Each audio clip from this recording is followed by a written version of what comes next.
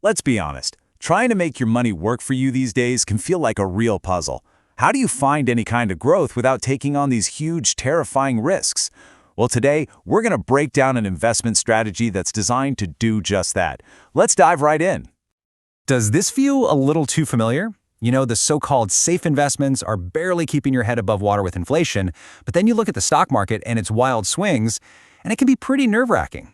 It is the classic dilemma for pretty much every investor right now. So, what's the answer? Okay, first, let's really dig into the challenge that investors are up against. It pretty much boils down to two big issues that are pushing people to find smarter, more flexible ways to invest. And here they are, side by side. On one hand, you've got your traditional fixed income stuff, the things that were supposed to be the bedrock of a stable portfolio. Now, they're offering really disappointing low returns. But on the other hand, you've got stocks. Sure, they have growth potential, but valuations are super high, which usually means bigger swings and a much greater risk of a sharp drop. You're basically caught between a rock and a hard place. And listen, it's not just about the short-term ups and downs. This is a huge reality check for anyone who just says buy and hold. Just look at the Nifty Index. For that's right, 6 whole years after the 2008 crisis, it was basically flat. Imagine waiting that long for zero returns. It really shows you why we need a more dynamic strategy. So when you're facing this kind of challenge, what do? How do you move forward? Well, the market has started to respond with some pretty innovative new structures. Let's take a look at one of them, a new type of hybrid fund that tries to offer a real solution. It's called a Specialized Investment Fund, or SIF for short. Now, the key thing to get here is that it's designed to be the best of both worlds. It kind of combines the regulatory safety and tax benefits you get with a mutual fund, but with the strategic flexibility of more advanced, high-end investment vehicles. And this table here really lays out the key differences. You can see a SIF is way more accessible than a high-end fund, right? The minimum investment is lower, but the real game changer, the thing that changes everything, is its flexibility. Look at that leverage row. A SIF can take short positions. Unlike a normal mutual fund, it's actually allowed to bet against certain stocks, which just opens up a whole new world of strategy. And that ability to go short brings us to the core engine of this entire fund, the long-short strategy. So, what is it and how does it actually work? First up, the long part. This is investing as we all know it, right?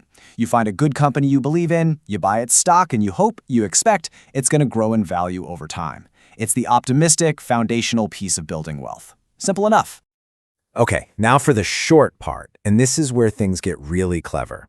A short position is basically a bet that a stock's value is going to go down. Now, why on earth would you do that? Well, it's not just about trying to profit from a company's weakness. It's an incredibly powerful tool for defense. It can act like a hedge, almost like an insurance policy for your main portfolio when the market starts to get shaky. So when you put this all together, the portfolio has these 4 distinct parts, and they're all working together. You've got your core strategic longs for that steady, long-term growth. Then you have tactical longs to jump on short-term opportunities. Then you've got those crucial tactical shorts to protect you when things go south. And finally, it's all built on a foundation of fixed income and cash for stability and flexibility. It's really about having both an offense and a defense on the field at the exact same time. You know, this whole philosophy is just perfectly captured by Warren Buffett's famous rule. The main goal of a long-short strategy isn't just to make a ton of money, it's to not lose it in the first place. Preserving your capital is the name of the game, because that right there is the real key to long-term compounding. Okay, so that's all the theory. But how does a strategy like this actually perform when things get real? When the chips are down? Let's look at some back-tested data to see how this model actually holds up during some serious market stress. And wow, just look at this. During that initial global panic around COVID-19, the Nifty Index absolutely plummeted by over 28%. But the long-short model, it stayed basically flat, even posting a tiny gain. This is exactly what we mean by downside protection in action. It's not about shooting the lights out. It's about staying afloat in a hurricane. And here's another example, just to show it wasn't a fluke. When the central bank hiked interest rates, the market dropped almost 10%. And again, the long-short model just held its ground, losing only a tiny fraction of a percent. The goal here is so clear. You want to mitigate those big, painful losses that can set your portfolio back for years and years. I mean, this performance is really impressive, but it leads to a very, very important question. Does this approach genuinely lower your overall investment risk? Let's actually look at the numbers that the pros use to measure exactly that.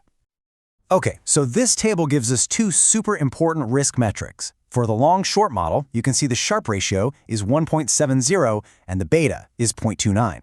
Now compare that to the Nifty index. So what do these numbers actually tell us about risk and return? Let's start with that Sharpe ratio. It's a key number. The easiest way to think about it is your return per unit of risk. So for every bit of risk you take on, how much reward are you getting back? The higher the number, the better, the more efficient your investment is. And at 1.70, this strategy is getting more than double the reward for its risk compared to the index. Then there's beta. That tells you how much your investment swings when the market swings. A beta of 1 means you're on the exact same roller coaster as the market, but a beta of just 0.29, that means this strategy is far, far more stable. Together, these numbers paint a picture of a much smarter, more efficient journey. So, all of this data, it all points to one powerful, kind of counterintuitive idea.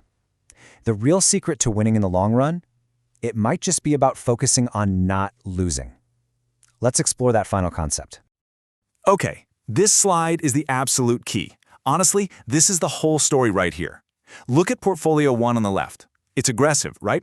2 fantastic years, followed by 1 absolutely terrible year that wipes out most of the gains. Now look at Portfolio 2 on the right. It takes a steadier path. The gains are a bit more modest, but, and this is crucial, it avoids that big catastrophic drop. And the end result? It finishes far, far ahead. Just by avoiding that one huge loss, it wins. That is the incredible power of compounding. So, to wrap it all up, the goal is pretty straightforward. You want to capture a good chunk of the market's upside while protecting your capital when things get rough. The whole aim is for a smoother, less stressful journey. The pros have a cool name for this. They call it an asymmetric return, where you capture more of the gains than you suffer of the losses. Which leaves us with a final thought to chew on. In a world that's just obsessed with finding the next big winner, the next home run, maybe the real secret isn't about hitting home runs at all. Maybe, just maybe, the true path to long-term wealth is simply about playing great defense. Something to think about. Thanks for joining me.